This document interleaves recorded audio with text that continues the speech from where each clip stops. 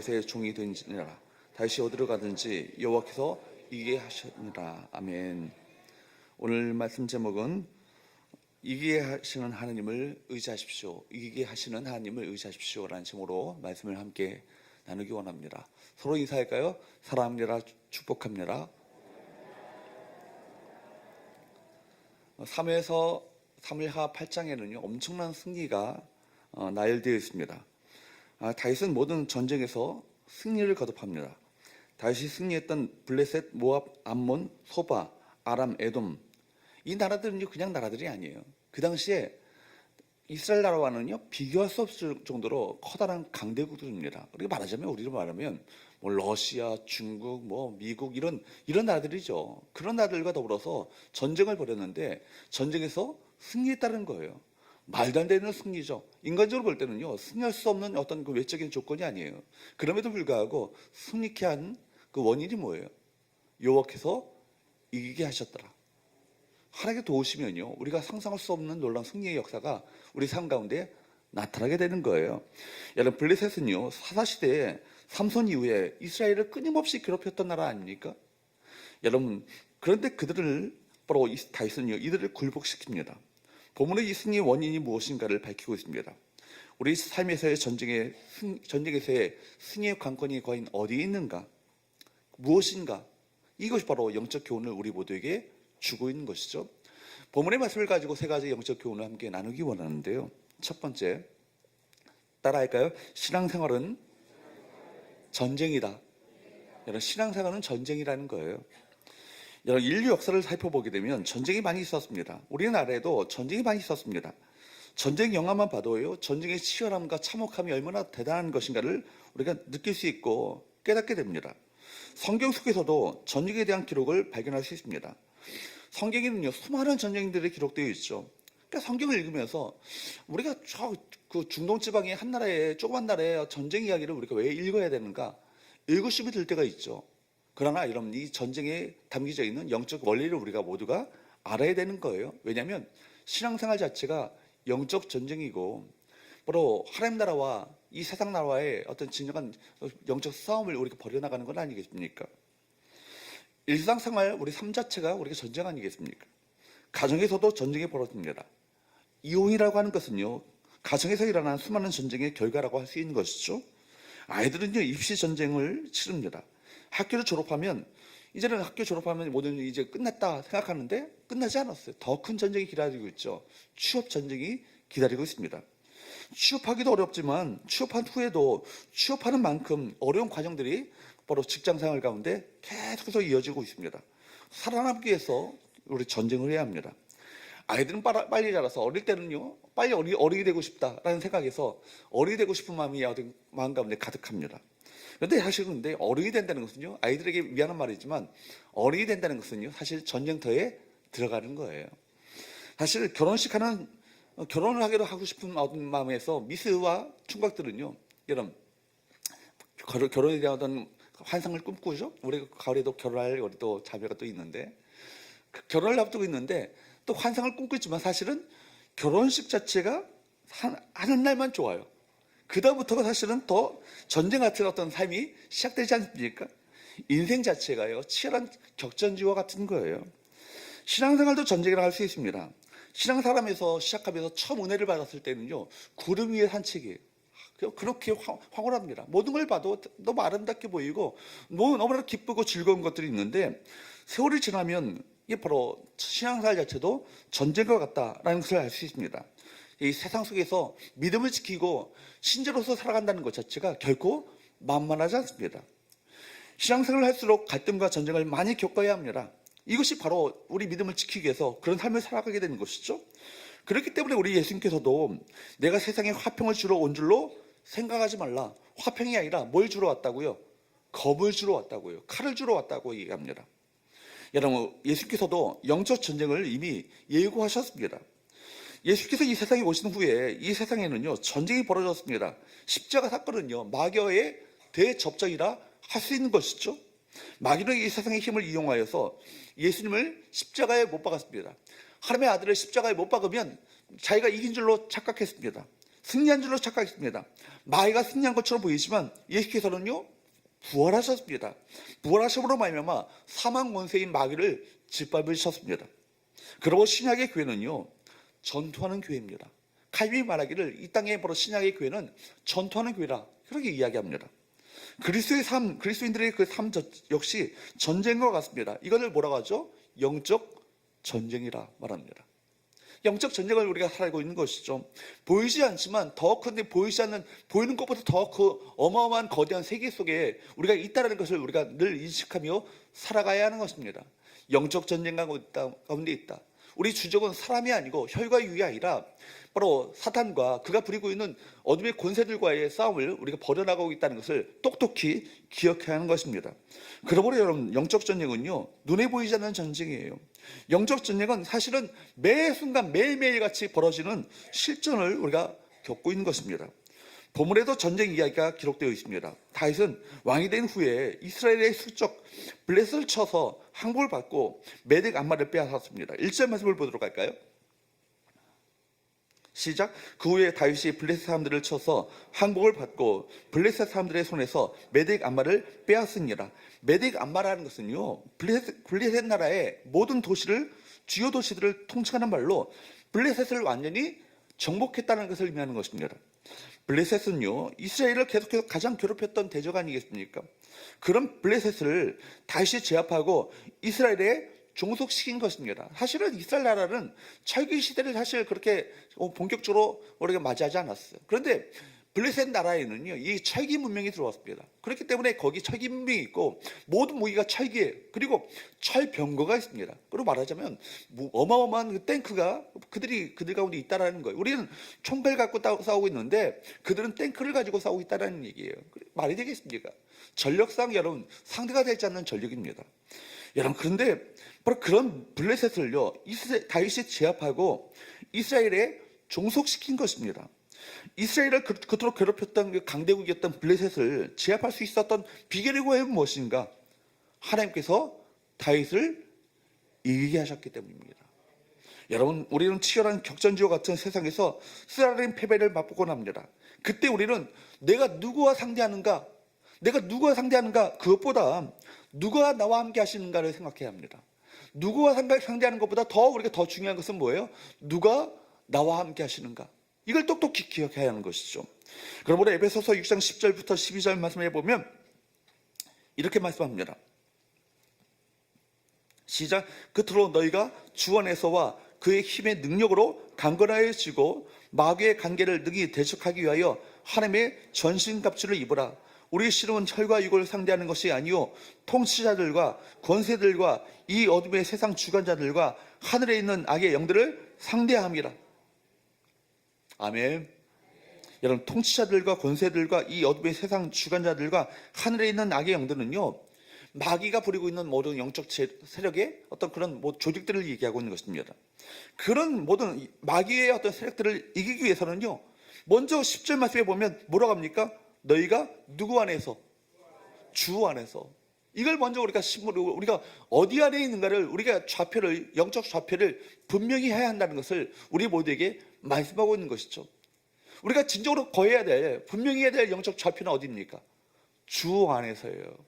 주 안에서 우리의 어떤 영적 우리의 좌표를 분명히 하고, 여러분 영적 우리 자리를 분명히 기억하는 것, 주 안에 있는 것. 그렇기 때문에 우리가 승리의 관건은 누구에게 있는 거예요? 주님께서 우리와 함께 하시는가? 우리가 주 안에 거하는가? 이것이 승리의 관건이 된다는 것입니다.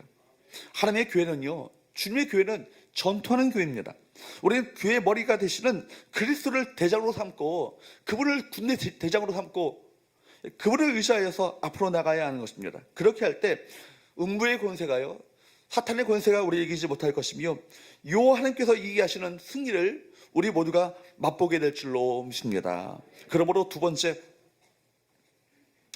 따라할까요? 하나님만을 의지하고 자랑하라. 하나님만을 의지하고 하나님만을 자랑하라는 것입니다. 여러분, 이것이 바로 진정한 승리의 관건이죠. 그러므로 전역의 승리를 위해서 어떻게 해야 할까요? 여러분, 전역에서 매우 중요한 것은요, 누구를 의지하는가예요. 누가 우리와 함께 하시며 그 함께 하시는 그분을 내가 어떻게 의지할 것인가? 이것이 바로 관건 아니겠습니까? 내가 가지고 있는 무기와 내가 갖고 있는 이 자원을 의지할 것인가? 아니면 하나님을 의지할 것인가의 싸움인 것입니다. 다윗은 오늘 말씀처럼 우리가 1절에서 8절 또 13절에서 14절 말씀에 보면 다윗은 서쪽에 블레셋, 동쪽에 모압과 암몬, 남쪽에 에돔, 북쪽에 소바와 아람과 싸워서 승리를 거두고 수많은 전리품들을 취했으며 조공을 받게 됩니다. 그런데 여러분, 다윗이 승리했을 그때의 행동을 한번 보십시오. 특이한 행동을 하죠. 4절 말씀을 한번 보세요. 시작. 그에게서 마병 1700명과 보병 2만 명을 사로잡고 병거 1반대와 말만 남기고 다윗이 그 외에 병거의 말은 다 말에 심줄을 끊었더니, 여기 말씀 보세요. 마병 1700명, 그 보병 2만 명, 병거 100대. 여러분, 이 병거라는 것은 철병거를 말하죠. 어마어마한, 그 당시에 어마어마한 무서운 무기인 거예요. 그런데 여러분, 그 100대의 말만 남기고 다윗이 그 외의 모든 병거의 말들은 다 말에 힘줄을 다 끊어버렸다. 마병 1700대라는 것은, 마병 1700명이라는 것은 그 1700대의 철병거가 있었다는 얘기 아니겠어요? 이스라엘이 적들의 말과 병거들을 다 취하면 더 강한 전력을 가지고 있을 텐데, 가질 수 있었을 텐데, 다윗은 과감하게 병거 100대의 말만 남기고요, 다 그 외의 병거의 말은요, 다 말에 힘줄을 끊어서 비전투용으로 만들어버렸습니다. 여러분 보십시오. 힘줄을 끊었다는 것은요, 더 이상 그것을 뛸 수 없다는 얘기 아니겠어요? 다윗은 일찍이 하나님께서 여호수아에게 말씀하셨던 것을 기억했기 때문입니다. 여호수아 11장 6절 말씀을 한번 보세요. 시작. 여호와께서 여호수아에게 이르시되 그들로 말미암아 두려워하지 말라. 내일 이맘때에 내가 그들을 이스라엘 앞에 넘겨주어 몰살시키리니 너는 그들의 말 뒷발에 힘줄을 끊고 그들의 병거를 불사르라 하시니라. 왜 이렇게 했는가? 하나님께서 이미 여호수아에게 말씀하셨던 하나님의 말씀이 있었던 것이고, 다윗은 그 여호수아에게 하셨던 하나님의 말씀을 기억했기 때문입니다. 이스라엘의 말과 병거를 의지하지 않고 누구만을 의지하기 위해서 하나님만을 의지하기를 바라셨던 하나님의 마음이 있었던 것이죠. 다윗의 강한 무기는 뭐예요? 강력한 무기는 철병거가 아니라는 거예요. 말이 아니라는 거예요. 말과 병거가 아니라 그와 함께 하시는 그 하나님이 가장 다윗의 강력한 무기 아니겠습니까? 하나님께서 다윗과 함께 하셨기 때문에 그가 이렇게 어디를 가든지 이길 수 있었던 것입니다. 여러분 똑똑히 기억하십시오. 다윗의 강력한 무기는 늘 함께 하시는 하나님이셨습니다. 마찬가지로 우리의 강력한 무기는 누구십니까? 우리와 함께 하시는 하나님이심을 믿음으로 바라보시기를 주으로 축복합니다. 그래서 사무엘서는요, 그래서 다윗의 승리한 비결은 치밀한 전략과 전술이 아니라 오직 하나님께서 이기게 하심이라고 결론 짓고 있습니다. 여러분, 시편 20편 말씀은요, 다윗이 전쟁에 나갔을 때 바로 어쩌면 이 본문의 배경이 이 시편의 배경이실 것입니다. 시편 20편 7절 말씀에 보면 불렀던 노래인데, 다윗이 전쟁에 나갔을 때 불렀던 노래인데 7절 말씀에 보면 중요한 말씀이 하나 있죠. 한번 읽어보도록 합니다. 시작. 어떤 사람은 병거, 어떤 사람을 말을 의지하나 우리는 여호와 우리 하나님의 이름을 자랑하리로다. 이 노래를 부르면서 여러분 말의 힘줄을 과감하게 잘라버렸을 것입니다. 아까워하지 않고. 어떤 사람은 병거를 의지합니다. 어떤 사람은 철병거를 의지합니다. 어떤 사람은 말을 의지하지만 우리는 여호와 우리 하나님의 이름을 자랑하고 그분의 이름만을 내가 의지하겠습니다. 놀라운 고백 아니에요? 이 시편 20편의 7절의 고백이 저와 여러분의 믿음의 고백이 될 수 있기를 주으로 축복합니다. 병거와 말은요, 그 시대의 가장 중요한 전력이죠. 이 전쟁에 참혹한 이 치열한 이 전쟁터에서 무엇을 의지할 것인가, 어떤 위기 순간에, 가장 위기의 순간에 어떤 것을 의존할 것인가, 우리 믿음의 대상은 과연 무엇인가, 내가 믿을 만한 것들을 내가 믿고 있는가. 일반적으로 우리 어떤 사람은요, 병거를, 어떤 사람을 말 의지합니다. 눈에 보이는 이 전쟁을 치르는 사람에게 병과 마차는요, 이 병과 마차는 매우 중요한 것입니다. 때때로 우리 신앙이라는 미명하에 우리가 해야 할 것은 준비하지 않은 채 두 손을 모으고 전적으로 하나님의 도우심을 구하는 그런 실수를 범할 때가 있죠. 전쟁을 위해서는 군사적인 준비가 필요합니다. 대책을 세워야 하죠. 전략이 있어야만 하고 전술이 있어야 하고 또 무기가 있어야만 합니다. 우리가 해야 할 일과 하나님이 하셔야 할 일을 구분하고 우리가 해야 할 일을 최선을 다해서 준비하는 것, 이것도 중요합니다. 그런데 정말 그 가운데 우리가 준비해야 될 것을 준비해야겠지만, 진정으로 우리가 의존하고 의지할 것이 과연 무엇인가를 분명히 해야 한다는 것이죠. 하나님의 백성들에 있어서 매우 중요한 것은 무엇을 의지할 것인가, 무엇을 의존할 것인가, 이거죠. 다시 한번 시편 20편 7절 하반절 말씀을 한번 보십시오. 우리는 여호와 우리 하나님의 이름을 자랑하리로다. 이스라엘 전쟁의 특징은요, 성전이에요. 성전이 뭡니까? 거룩한 전쟁이라는 얘기죠. 성경 속에 전쟁이 참 많이 나오고, 전쟁에 대한 이해와 해석들이 첨예한 논란의 어떤 대상이 되기도 하지만, 여러분, 성경 속의 전쟁은요, 하나님의 거룩한 전쟁입니다. 그래서 그리고 전쟁은 누구께 속했다? 하나님께 속했다. 하나님은 전쟁에 능하신 신이다. 이런 표현들이 많이 있습니다. 그 전쟁 속에 누가 개입하신다는 거예요? 하나님께서 적극적으로 개입하시고 간섭하시고 도우신다는 의미 아니겠습니까? 과연 하나님께서 그 전쟁 속에서 개입하시면 누가 이길 수 있겠습니까? 여러분, 군사적인 전력만으로는 결과를 낳을 수 없는 것이 이스라엘의 어떤 전쟁 속에서 나타나는 교훈 아니겠어요? 그래서 이스라엘이 하나님을 의지하면 군사력과 상관없이 추풍 낙엽처럼 적들은요 다 떨어지고 맙니다. 여러분, 다 무너지고 마는 것이죠. 그러나 여러분, 그들이 갖고 있었던 군사력, 내가 갖고 있었던 자원과 내 실력을 의지하게 되면 여지없이 주변의 나라들이 강세를 띠면서 이스라엘을 지배해버리고 말았습니다. 그러니까 어떤 면에서 볼 때는요, 바로 이 전쟁의 관건, 승리의 관건은요, 군사적인 어떤 전략과 그 무기와 자원에 있는 것이 아니라 이 영적인 측면에 있는 거예요. 출애굽 역사와 가나안을 정복하는 역사를 보아도 전력이 아닌 하나님의 간섭하심과 개입하심, 도우심에 의해서 전쟁의 승패가 결정되었습니다. 하나님을 의지하면 어떻게 될까요? 이겼습니다. 반면에 다른 것들을 의지하면 정복을 당하고 말았던 것이죠. 그래서 늘 하나님은요, 눈에 보이는 군사력, 마병과 병거를 의지하지 말고 누구만을 의지하라? 하나님만을 의지하라. 이것을 하나님만을 믿고 나아가라. 이것을 끊임없이 말씀하시죠. 두려워 말라. 내가 너와 함께함이니라. 놀라지 말라. 나는 내 하나님이 됨이라. 여러분, 이 사실을 우리가 믿고 나가야 하는 것입니다. 여러분, 그렇기 때문에 이 부분에서 다윗은 커다란 실수를 한 경험이 한번 있었습니다. 나중에 우리가 한번 살펴보게 되겠는데, 다윗의 인구 조사였던 것이죠. 인구 조사를요, 그 신하들이 그렇게 말렸음에도 불구하고 무리하게 강행을 합니다. 그 인구 조사 때문에 하나님께서 대노하셨죠. 전염병으로 말미암아 백성 7만 명이 갑자기 죽는 비극이 일어났습니다. 하나님의 심판이었습니다. 왜 하나님께서 이렇게 단순히 인구를 조사했는데 그렇게 분노하시고 대노하셨을까요? 그것은 다윗이 강력해진 군사력을 확인해 보면서 자신의 힘을 자랑하고 싶었기 때문입니다. 다윗은 어느 순간 하나님보다 군사력을 더 의지하고 싶었던 것이죠. 외적인 조건들과 힘을 의지하려는 마음이 생기는 그 순간 하나님께서 민감하게 그 부분을 건드리셨다는 것입니다. 다윗이 하나님의 힘을 믿고 의지하려고 했던 것을 하나님께서 그냥 넘어가지 않으신 거예요. 세상의 힘을 의지하는 것, 세상의 힘을 자랑한다는 것, 이것이 얼마나 위험천만한 일임을 우리 모두가 알아야 된다는 거예요. 세상의 힘을 의지한다는 그 말은 뭡니까? 하나님을 불신앙한다는 거예요. 그렇기 때문에 내가 갖고 있는 자원과 내가 갖고 있는 실력과 내가 갖고 있는 이 무기가 아니라 누가 나와 함께 하시는가를 끊임없이 되새겨보며 그를 바라보면서 그분을 의지하는 믿음으로 나가야 될 줄로 믿습니다. 우리가 속기 쉽죠. 자주 우리가 속는 것은 자꾸만 하나님 아닌 것을 의지함으로 말미암아 내 주변에 그것을 두려고 하는 거예요. 그것이 나에게 인생의 안정감을 가져다 줄 것처럼 생각합니다. 그래서 연주를 만들고요, 힘을 가진 사람들과 어떻게 하든지 엮어서 자신의 힘을 쌓으려고 합니다. 우리 생존 현장 자체가 얼마나 치열해요.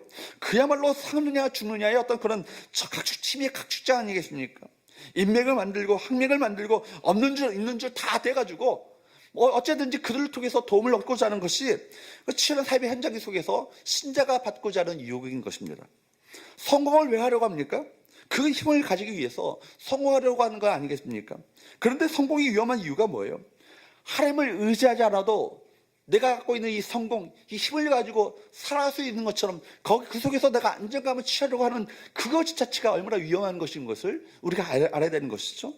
우리가 하나님을 의지하지 않은 순간부터 우리 힘으로 무엇인가를 하려고 하는 그 또 다른 전쟁 속으로 들어가게 되는 것입니다. 지지 않기 위해서 무슨 수를 서더라도 힘을 쌓으려고 하는 끊임없는 어떤 전쟁 속에 들어가는 것이죠. 그러나 여러분, 내가 아무리 힘을 가진다 한들 언제나 나보다 더 큰 힘을 가진 자가 내 앞에 나타나게 되어 있습니다. 그 순간 힘을 추구했던 사람들은요, 순식간에 초라한 인생을 살고 마는 것입니다. 어린 시절의 다윗과 골리앗과의 싸움을 해서 우리가 볼 수 있는 것은 외적인 조건이 중요하지 않다라는 거예요. 거의 골리앗을 넘어뜨리는 데는 무엇 하나로 충분했습니까? 물맷돌 하나로 충분했습니다. 사무엘상 17장 45절 말씀 여러분 잘 아시는 말씀이잖아요. 한번 읽어보도록 합니다. 시작. 다시 블레셋 사람에게 이르되 너는 칼과 창과 단창으로 내게 나아오거니와 나는 만군의 여호와 이름 곧 내가 모욕하는 이스라엘 군대 하나님의 이름으로 내게 나아가노라. 얼마나 명료하고 확신에 찬 여러분 바로 태도입니까? 이것이 바로 하나님에 대한 다윗의 전적인 신뢰였던 것이죠. 다윗은 무기의 힘보다 하나님의 능력을 더 의지했습니다. 사울이 그랬잖아요. 내가 입고 있었던 이 갑옷을 입고 가라고. 이게 바로 칼과 단창을 가지고 갖고 나가라고. 입혀줬는데 옷에 맞지 않는 거예요. 오히려 불편한 거예요. 다 벗어던지고 내가 물맷돌 하나면 충분합니다. 그리고 내가 바로 여호와 하나님 만군의 여호와 이름을 의지하여서 내가 나가겠습니다. 그랬더니 어떻게 됐습니까? 여러 결과를 아시잖아요. 다윗은 무기의 힘보다 하나님의 능력을 더 의존했다는 것이죠. 거대한 물리적인 힘 앞에 하나님의 이름으로 나간다는 것, 만군의 여호와의 이름으로 나간다는 것, 이것은 어찌 보면 허공을 치는 것처럼 보일 수 있습니다. 자칫하면 골리앗의 단칼에 죽을 수 있는 위험천만한 일을 이룰 수 있었지만 이 어린 소년이 여호와 이름의 능력을 믿고 나아가 거대한 골리앗을요, 바로 그 넘어뜨리는 물맷돌 하나로 넘어뜨리는 놀라운 역사를 일으키지 않습니까? 이것은 하나의 동화가 아니고 성경 속에서 우리에게 들려주는 삶의 원리요, 핵심적인 신앙의 비밀인 것입니다. 눈에 보이는 것이 없다 할지라도 여호와 이름의 능력이 얼마나 큰 것인가 우리가 똑똑히 믿음의 눈을 떠서 이것을 바라봐야 되는 것이죠. 아무리 볼품없어 보인다 할지라도, 그리고 대상이 아무리 거대한 힘을 가졌다 할지라도 여호와 하나님의 이름의 능력이, 예수 그리스도의 이름의 능력이 얼마나 위대한 것인가, 놀라운 승리의 바로 비밀을 우리가 가져오는가를 똑똑히 기억하며 나가야 될 줄로 믿습니다. 그러므로 세 번째, 따라할까요? 하나님이 이기게 하신다. 다시 한번요. 하나님이 이기게 하신다. 누가 이기게 하시는 거예요? 승리의 관건이 누구에게 있다고요? 하나님께 있는 거예요. 여러분, 6절과 14절에 반복되는 말씀, 다윗이 어디로 가든지 여호와께서 이기게 하시니라. 다시 한번요. 다윗이 어디로 가든지 여호와께서 이기게 하시니라. 어디라는 것은요, 우리가 상상할 수 없는 일들이에요. 어디라는 것은요, 우리가 치열한 삶의 격출장 아니겠습니까? 어디라는 것은요, 참혹한 전쟁의 한복판입니다. 어디라는 것은요, 여러분 그 어디라는 곳은 평탄한 것이 아니라 여러분 그 말도 안 되는 어떤 전쟁에서 이제는 죽었다 끝났다라고 생각할 수 있는 전쟁터입니다. 그럼에도 불구하고 다시 어디로 가든지 누가요? 여호와께서 이기게 하시니라. 다윗의 큰 승리는요, 여호와께서 다윗에게 언약하신 대로 그의 위와 그 나라를 견고하게 하시기 위해서 베푸셨던 은혜의 결과 아니겠습니까? 그래서 9절부터 12절까지의 말씀을 보면 다윗은요, 전리품으로 얻었던 많은 은금, 그런 것들을요 하나님의 전에 드려서 전쟁을 승리로 이끄신 그 하나님의 은혜에 대해서 감사로 영광을 돌립니다.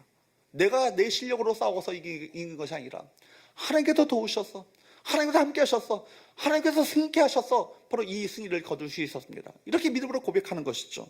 실제로 다윗은요, 여러 나라의 전쟁에서 계속된 승리를 통해서 하나님께서 아브라함에게 약속하셨던 이 가나안 땅을 차지하게 되었습니다. 심지어 하닷 에살과의 전쟁에서 크게 승리한 것이 주변 나라들에게 알려지게 되니까요, 하밧 왕 도이가 화친을 청하며 오히려 그 다윗 그 이스라엘 나라에게 조공을 바치게 됩니다. 말도 안 되는 얘기죠. 여러분, 중국이 우리나라에게 조공을 바치는 일이 벌어진 거예요. 그게 얼마나 대단한 일입니까? 이처럼 다윗의 위상이 점점 높아져서 더 이상 전쟁을 하지 않고도 굴복하는 나라들이 생기게 된 것입니다. 그런 외에도 다윗은요, 사울의 과오를 반복하지 않아요. 사울의 과오가 뭡니까? 사울은요, 전쟁에서 승리했을 때 자신의 이름을 위하여서 뭘 세웠어요? 기념비를 세웠어요. 자기가 이렇게 대단한 사람이라고, 자신의 영광을 취하려는 어떤 그런 일이 있었던 것이죠. 자신의 공로와 자신의 영광을 추구했던 것이 바로 다윗의 그 사울의 인생에 있어서 커다란 어떤 그 실패의 원인이 되었는데, 다윗은 그렇게 하지 않았다는 얘기죠. 또한 전쟁에서 얻었던 전리품을 남용하거나 이렇게 내가 이런 전리품을 얻었다라고 자랑하지 않았다는 것입니다. 오히려 그 전리품들과 조공으로 얻었던 그 조공물들을 누구께 봉헌했다고요? 하나님께 봉헌하며 이 승리의 영광이 누구께 있음을, 하나님께 있음을 고백했던 것입니다. 다윗은 분명히 알고 있었습니다. 누가 이기게 하시는가? 누가 이기게 하신다고요? 여호와께서 이기게 하십니다. 다윗의 능력이 뛰어나서 승승장구했던 것이 아니라 하나님께서 다윗을 통해서 당신의 뜻을 이루기 위해서 이스라엘로 하여금 승리케 하셨다는 이 사실을요 똑똑히 다윗은 늘 잊지 않고 이것을 기억했다는 얘기예요. 다윗은 그런 사실을 언제나 잊지 않고 자신에게 승리를 주신 하나님께 감사하며 찬양할 수 있었던 건 아니겠습니까? 시에는 시편에 나오는 많은 시편들이 다윗의 시편이잖아요. 이 전쟁에 승리했을 때 결코 이것은 내게 실력으로 말미암아 이런 승리를 거뒀다라고 그런 말하지 않습니다. 바로 전쟁에 능하신 여호와 하나님께서 나를 이기게 하셨고 승리케 하셨다는 사실을 많은 시편에서 고백하고 하나님께 영광을 돌리고 있는 것을 보게 되는 것이죠. 사랑하는 여러분, 큰 승리 뒤에 경계할 것은 뭐예요? 우리의 자만이에요. 우리 안에 있는 자만입니다. 오직 하나님께 영광을 돌리는 이 자세가 우리 모두에게 여러분 항상 필요한 것입니다. 그리고 6절 하반절과 14절 하반절 말씀을 다시 한번 보세요. 시작. 다시 어디로 가든지 여호와께서 이기게 하시니라. 여러분 주어가 뭐예요? 다윗이라고 시작되고 있지만 사실은 진짜 주어는 누구예요? 여호와께서예요. 여호와께서예요. 오직 여호와께서 이기게 하시는 것이고 오직 하나님께서 하시는 것입니다. 우리는 세상 힘을 의지하고자 하는 유혹을 늘 받죠. 힘을 자꾸 숭배하려고 합니다. 어디를 가나 힘 자랑하고 내가 갖고 있는 실력을 자랑하려고 하고 내가 갖고 있는 자원이 얼마나 대단한 건가를 사람들이 좀 알아주길 원합니다. 누가 강자인가를 경제하죠. 센 사람들에게 줄을 대기 위해서 끊임없이 애를 씁니다. 힘의 원리가 지배하고 있는 이 세상 속에서 살다 보면 끊임없이 그 힘 앞에 위축되어지고 나도 그런 힘을 갖고 싶은 어떤 그 유혹에 오히려 내 마음 가운데 그런 어떤 내 마음이 거기에 빼앗기는 경우가 얼마나 많이 있습니까? 여러분, 우리 부족과 우리 연약함 때문에 우리 인생이 결코 망하지 않아요. 오히려 우리가 힘이 쌓일 때, 잘 될 때가 위험한 건 아니겠습니까? 여러분, 밧세바의 내일 다음 주에 우리 보겠지만 밧세바와의 어떤 가늠의 실패가 왜 일어났어요? 다윗이 그 힘을 갖게 되었고 내가 전쟁에 나가지 않아도 얼마든지 이 전쟁에서 싸워 승리할 수 있다고 착각했을 때 그가 그때 무너지게 되는 것이죠. 인간은요 잘 될 때 뭘 신뢰합니까? 자신을 신뢰하죠. 자신이 가지고 있는 이 자원을 신뢰합니다. 근데 그게 망하는 길로 가는 첩경이라는 거예요. 가진 힘을 가지고 자신의 인생을 세우고 그 힘으로 다시 스스로 무너지고 가는 것이 우리 인간의 역사 아니겠어요? 바벨탑의 어떤 이런 이야기를 여러분 알지 않습니까? 탑을 쌓으로 말미암아 자신의 이름을 내고 자신의 어떤 이름을 내고 그 성을 쌓으로 말미암아 자신의 인생을 자기가 거기에서 안정감을 취하려고 했을 때 결국 하나님께서 그것을 무너뜨리게 하시는 그 일들을 우리가 벌이시는 것이 성경의 역사입니다. 그리고 여러분 다윗이 끊임없이 고백했던 것처럼 이런 고백을 우리가 해야 되는 것이죠. 사무엘하 22장 30절 말씀을 한번 보십시오. 시작. 내가 주를 의뢰하고 적진으로 달리며 내 하나님을 의지하고 성벽을 뛰어넘나이다. 다윗은 여러분 적진으로 달리며 성벽을 뛰어넘을 때마다 항상 기억했던 것이 있었어요. 내가 누구를 의지한다? 주를 의뢰하고 내가 누구를 의지한다? 내 하나님 여호와를 내가 의지한다.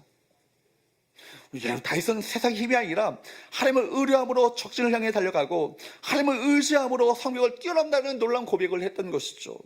우리 인생 가운데 무엇을 의지하는 것이 그것이 무엇을 의지하고 있는가? 그것이 우리 삶의 전쟁에서 승패를 가늠하는 핵심적인 요임을 늘 우리가 기억하는 우리 모든 성도들 될 수 있기를 주으로 축복합니다. 그러므로 내가 가진 어떤 힘이 아니라 하나님만을 의지하는 예수 그리스도의 이름만을 자랑하며 그 이름만을 의지하는 우리 모든 성도들 될 수 있기를 주으로 축복합니다. 하나님이 우리 능력으로 이길 수 없는 싸움으로 내모실 때가 있어요. 때로는 그때 여러분 다윗이 어디로 가든지 이 어디에는요 그 순간도 거기에 포함되어 있다는 얘기예요. 그죠? 여호와께서 이기게 하시니라. 6절과 14절 하반절 말씀에 우리 이름을 넣어서 담대하게 고백할 수 있기를 주으로 축복합니다. 6절과 14절 하반절 말씀에 이 다윗이라는 이름 속에 내 이름을 한번 넣어서 한번 읽어보도록 할까요? 시작. 김유택이 어디로 가든지 여호와께서 이기게 하시니라. 할렐루야. 다시 한번요. 김유택이 어디로 가든지 여호와께서 이기게 하시니라. 아멘. 여러분, 우리 이기게 하시는 하나님의 뜻이 하시는 것이 하나님의 뜻임을 확신한다면 매 순간 우리에게 주어진 모든 것이 하나님이 예비하신 선물임을 깨닫게 될 것이고, 거기에서도 승리한 다음에도 자만하지 말고 더욱더 하나님을 의지함으로 말미암아 거듭 우리 가운데 역사하시는 하나님의 놀라운 능력을 체험하는 우리 모든 성도들 될 수 있기를 주으로 축복합니다. 찬양하겠습니다.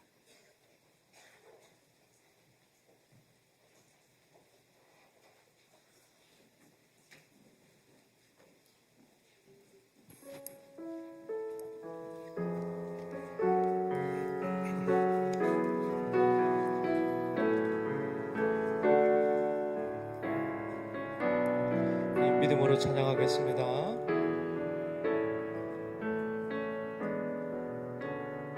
주 앞에 나와 예배를 드리네. 마음 열어 내 삶을 드리네. 주를 봅니다. 끝없는 사랑 날 회복. 우리 한 번 더 고백합니다. 주 앞에 나와 주 앞에 나와 예배를 드리네. 마음여 내 삶을 드립니다. 내 삶을 드리네. 주를 봅니다. 끝없는 사랑 날 회복시키. 이제 눈들어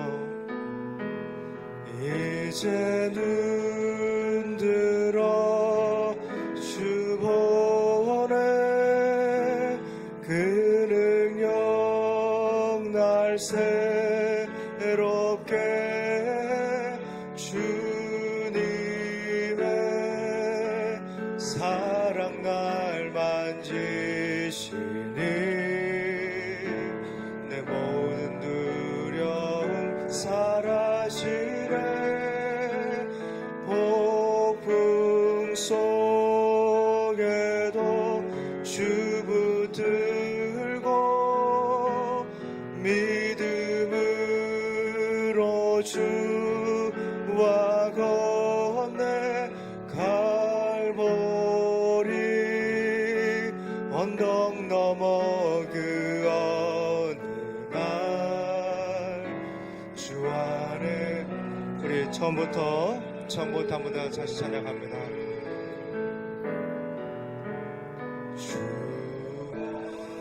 하나님, 나에게 다윗의 영적인 시력을 내게 주옵소서. 하나님을 제일 크게 보는 눈을 내게 주옵소서. 믿음으로 찬양합니다. 내 삶을 하나님을 제일 크게 보기 원합니다. 믿어 끝없는 사랑 날 회복시. 이제 눈들어 주님을 믿음으로 바라봅니다. 이제 눈들어 주 보네. 그 능력 날 새롭게 주님의 사랑 날 만지시니 내 모든 두려움 사라지네. 폭풍 속 주님 붙들고 믿음으로 함께하기 원합니다.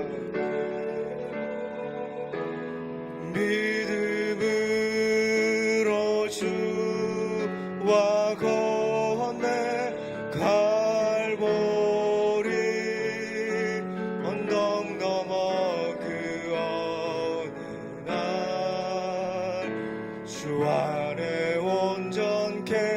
우리 한 번 더 이제 눈 들어 이제 눈 들어 주 보내 그 능력 날 새롭게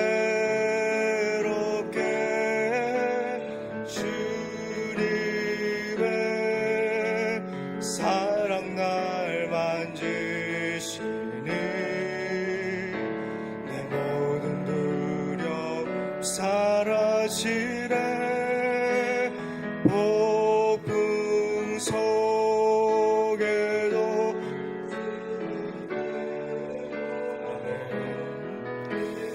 하나님 믿음으로 달려가기 원합니다. 건네 갈보리 언덕 넘어 그 어느 날 주 안에 온전케 되리. 네, 성도님들 주신 말씀 가지고 여러분 기도하실 때에 말의 힘줄을 끊었던 다윗의 영성을 내게도 주옵소서. 하나님만 전적으로 의지하는 인생 되기 원합니다. 다윗에게 하나님이 제일 컸습니다. 그 영적인 눈 나에게도 주옵소서. 여러분 기도하시고요. 우리 다음 세대 위해서 우리 어린 자녀들 정말 이 악하고 패역한 세상 속에서 성도의 분명한 정체성을 가진 하나님의 사람으로 세워질 수 있도록 자신 위해서 우리 자녀들 위해서 교회 위해서 네 주여 한번 부르고 믿음으로 기도하기